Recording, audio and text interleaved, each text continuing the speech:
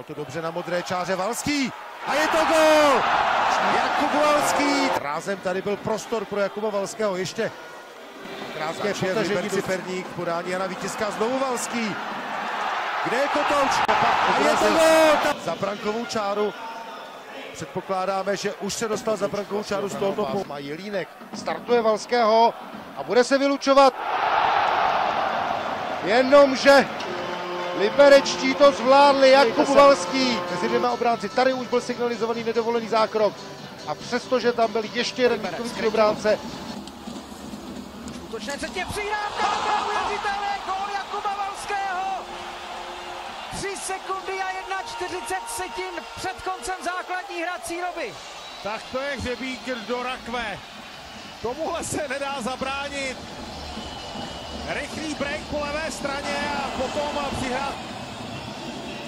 Krejčílek dobře zabrusil, nešel do hráče, nešel do střely, podržel půl do poslední chvíle a potom ale pozor tuhle. Jelínek Valský a je to branka. Jakub Valský potvrzuje tu svoji fantastickou formu a vůbec formu celého třetího libereckého útoku. Vidíme možná ještě lépe přes 2 hole.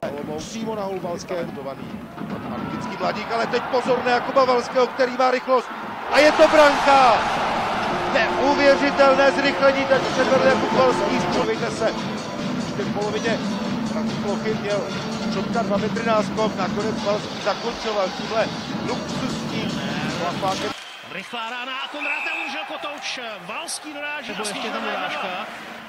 Tam bylo hodně hráčů, prostě Valský. Ještě možnost pro Jakuba Valského. Čáře je šéf, ale Valský stále hledá ten nejlepší střelecký úhel a nakonec je z toho branka. Opět ta spolupráce třetího libereckého útoku. Jelínek, Krejčílek, Valský. Krásné individuální akci. Patrik Urbanec nedokázal zastavit Jakuba Valského. A Přihrávka před branku a je to gól na 4-0. Využitá početní výhoda a branka Jakuba Valského, gól číslo 9. No a Liberec se teď připojuje. Balův zákrok, ještě Valský.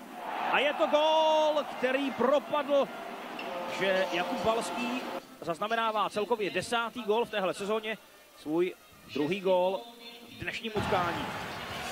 Tady dobrá šance pro Jakuba Valského. Machovský nemá pod kontrolou, stále Jakub Valský a nakonec ho odrazil puk do branky. Jakub Valský to přibránil a já si myslím, že to uvidíme. Šejno. A musí si dávat pozor na Jakuba Valského, který pojišťuje liberecké vítězství. Šejno si toho nabral trošku hodně, pak se mu nepovedla přihrávka, Valský toho využil. Výborně napadal a skvěle se zorientoval. Nevyšla Jakubu Valskému, nicméně přihrávka zpoza branky už byla lepší. Ještě Valský, dobrý manévr a byl nakonec úspěšný. Liberečtí se už ve 2. minutě první třetiny ujímají vedení. Skvělá práce Jakuba Valského. Nakonec Valský přeci jen zakončit. Angelok. A je to gól! No tak podívejte se na to. Jakubem Valským, tady to uvidíme ještě jednou.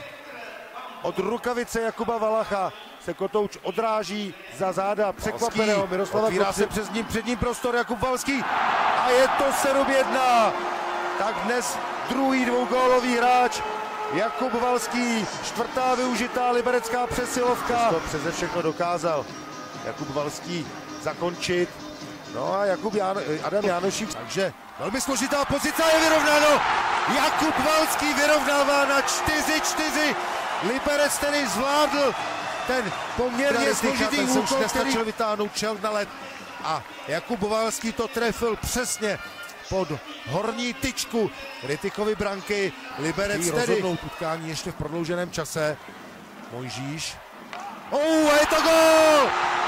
Mojžíš skvěle narýsoval přihrávku na Jakuba Valského a Jakub Valský svou druhou dnešní brankou definitivně láme mladoboleslavský odpor.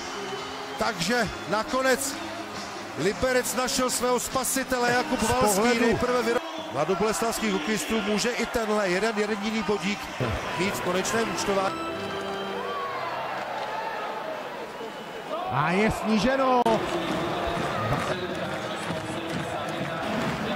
Radivojevič, Valský před brankou úplně sám a Liberec dává gol číslo 52.